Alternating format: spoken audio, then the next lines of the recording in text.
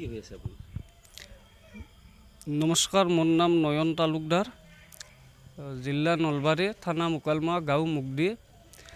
মই আজি দীৰ্ঘদিন ধৰি চকুৰ জটিল ৰোগত ভুগি আছোঁ। মই অসমত 6-7জন ডক্টৰৰ তাকে গ'লোঁ, ট্ৰিটমেণ্ট কৰি ভাগৰি পৰিছোঁ। কোনো সুফল লাভ কৰিব পৰা নাই, বাহিৰত যাব পৰা নাই। মই আৰ্থিকভাৱে একেবাৰে ভাঙি পৰিছোঁ। সেয়েহে মই অসম চৰকাৰৰ CM মাননীয় হিমন্ত বিশ্ব CM ছাৰক অনুৰোধ কৰি ক'লোঁ যে মোৰ এই ভিডিঅ'টো চাই মেথন তেখেতে মোক সহায়ৰ হাত আগবঢ়ায়। আৰু মই জুবিন দাৰ ওচৰত নৱেম্বৰ মাহত 2 দিনো গৈছিলোঁ, তেখেতক লগ ধৰিব নোৱাৰিলোঁ। মই জুবিন দাক বহুতেই ভাল পাওঁ আৰু জুবিন দাই যাতে মই ট্ৰিটমেণ্ট কৰি আগৰ দৰে জুবিন দাক দেখা পোৱা হোৱাৰ কাৰণে তেখেতে যাতে মোক সহায়ৰ হাত আগবঢ়ায়।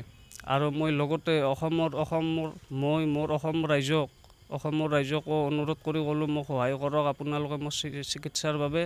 আৰু মই দল সংগঠনকো অনুৰোধ কৰি ক'লোঁ মোক সহায় কৰক আপোনালোকে মই ট্ৰিটমেণ্টৰ বাবে, যাতে মই আগৰ দৰে আৰু পৃথিৱীখন আৰু আপোনালোকক দেখা পোৱা হওঁ।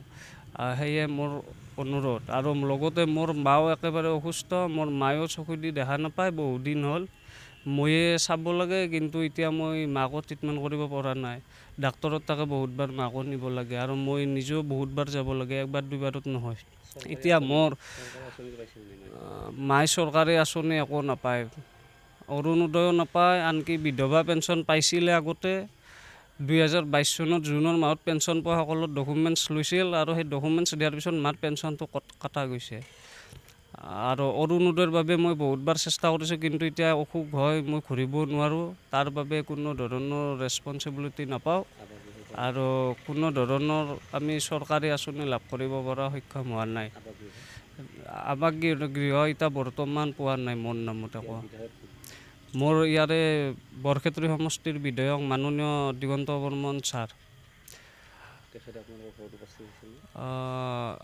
মোৰ এই বিষয়ত নহয়, কিন্তু এনে মোৰ অসুখ হোৱা বুলি তেখেতে ভালদৰে জানে আৰু মই লগ কৰিছিলোঁ। কিন্তু 3 বছৰ আগত তেখেতৰ ফাণ্ডৰ 10,000 টকা মোক প্ৰথম ট্ৰিটমেণ্টৰ বাবে দিছিলে, কিন্তু তাৰপিছত মই বহুতবাৰ আৰু তেখেতক কৈছোঁ, কিন্তু মই কোনো সঁহাৰি লাভ কৰিব পৰা নাই।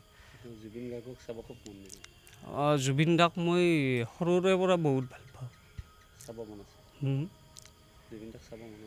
আছে।